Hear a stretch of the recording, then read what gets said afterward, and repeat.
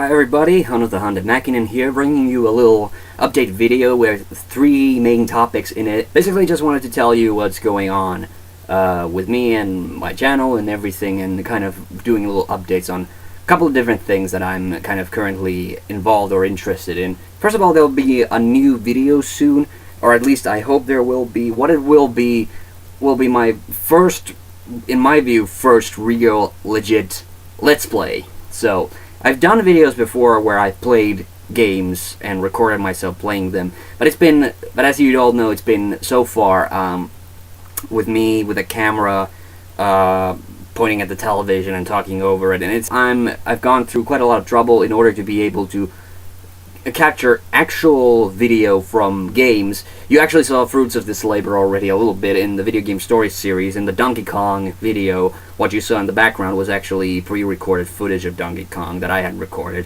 And so that part of the thing, the technological aspects of actually getting video, recording it, and being able to play it on the television at the same time, and being able to record voices simultaneously, that's all been taken care of, and I will now attempt to make an interesting Let's Play video.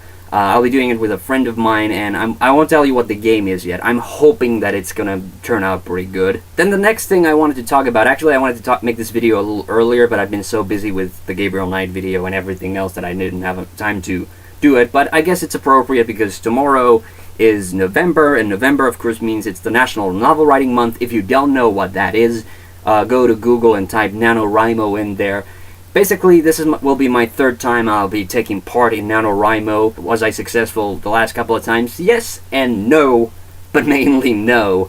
First year that I took part, I had a really good idea for a novel. My idea was that I didn't have the complete story sort of in my head or anything. I just thought that if I wrote a certain amount every single day, I would be quite easily reach the word limit and get this novel done.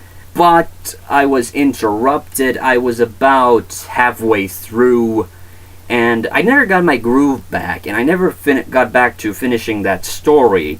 And I was so pissed off by that I thought that, okay, next year I'm gonna make a concrete plan, I'm gonna stick to it. Last year I had a more of a plan, and I decided to be very methodical about this. So I came up with the story. The principle here was that, you know, in any novel really, no matter how good or bad you think it is, there's usually going to be, unless you're completely obsessed with it, there's probably going to be about only 5 concrete things that you remember it for. And when I used to write more regularly, like fiction, I used to write mostly short stories, because I'm more interested in characters and what characters are actually doing. Also dialogue. I actually like writing dialogue and stuff like that, because as you can probably tell from the cartoons that I've done before. What I hate is sort of descriptive writing, where I spend like paragraph after paragraph just describing the place where something is happening. Well, the plan was basically that I would write a story, a novel in 10 chapters, each of them 5,000 words long, and of course, boom, 50,000 words. No big deal, right?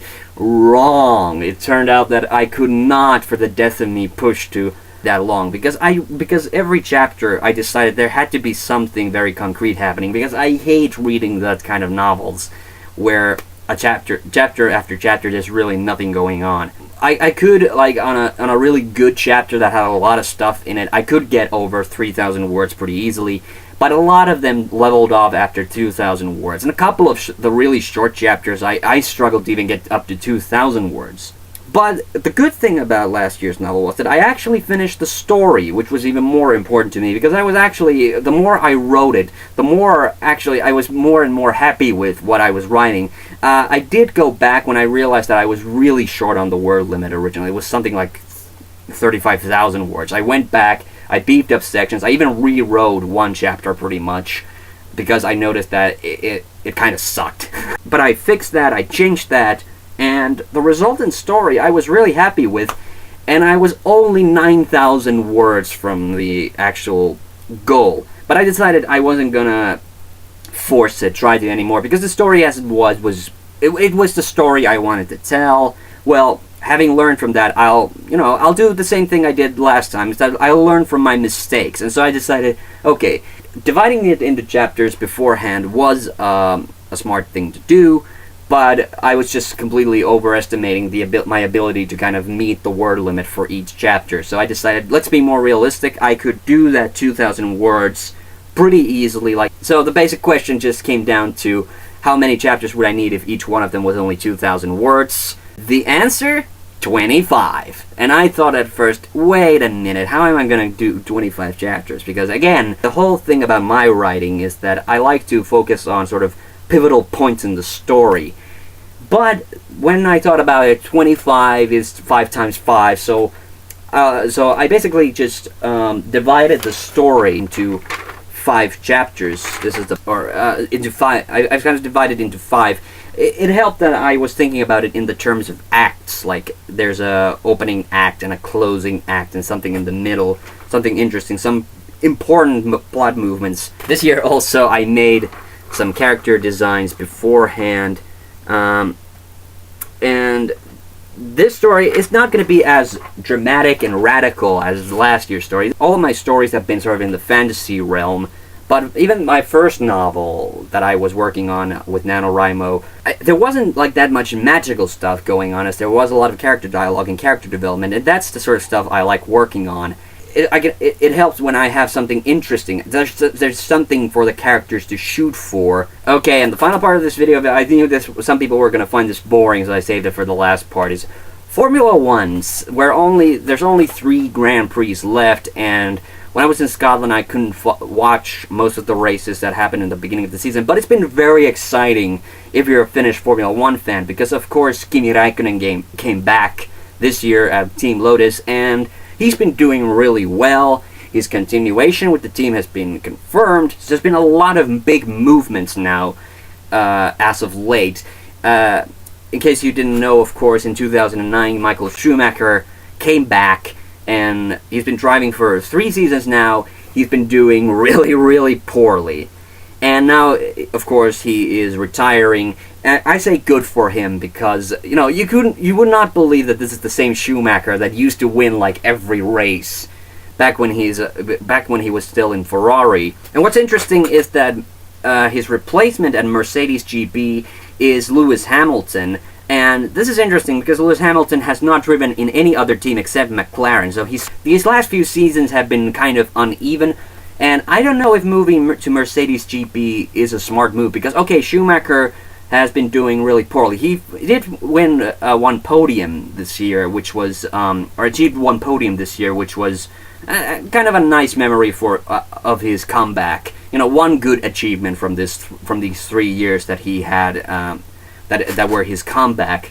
But, you know, Mercedes, ever since they changed to Mercedes GP from what they were before Braun GP, they kind of sucked. And I do believe it is the fault of the car, because Nico in overall has been really good, has performed really well. So I don't know what's going to happen to Hamilton. Maybe he will be able to push the car, and maybe Mercedes will have a really good car next year. Who knows? Because Lewis is now leaving McLaren, McLaren of course needs a replacement driver, and they're bringing in Sergio Perez. A small part of me really wished that it would have been Kamui Kobayashi, but what are you going to do? I mean, Sergio is a really good driver. He's one of the best newcomers of recent years. Perez's replacement will be Nico Hülkenberg from Force India. And this is good news for Heikki Kovalainen, because Heikki Kovalainen, who's been struggling with the former Lotus, now Caterham team, he's been looking to a possibility of switching over to a much better team, a middle-tier team, if you will, leaving the backlog to finally race in a half-decent team. Jaime Alguersuari, who used to drive for Toro Rosso, who was fired at the end of last year, and he's been Pirelli's test driver, but he's now leaving that post to continue his active racing career, which I say good for him, and it's good for Robert Kubica, who has not been able to drive for the past couple of years because of a rally accident that he had early last year.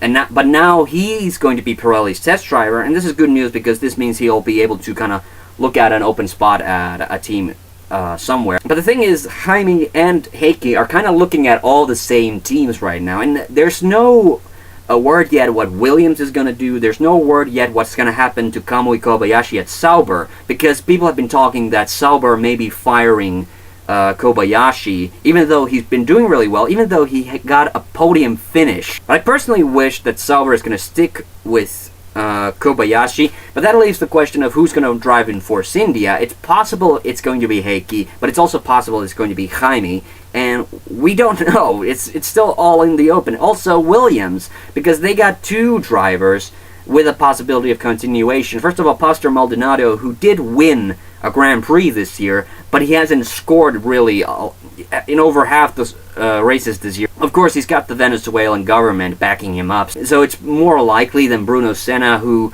hasn't done anything really spectacular this year, but he has been more consistent, racing more consistently. What kills me is the fact that Williams has a Finnish test driver, Valtteri Bottas, and he's also another possible candidate. So I don't know, maybe Force India.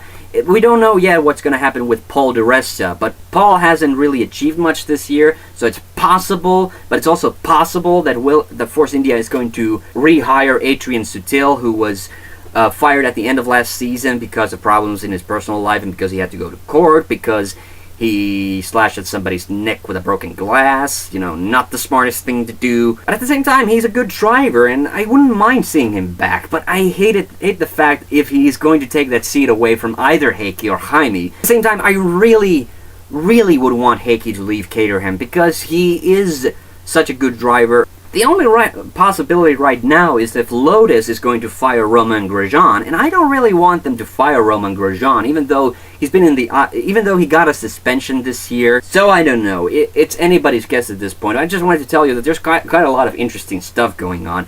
I really wish Heikki will be driving at a better team, even if it's as a test driver next season. And that's all for me for now. Hopefully, next video will be my Let's Play video.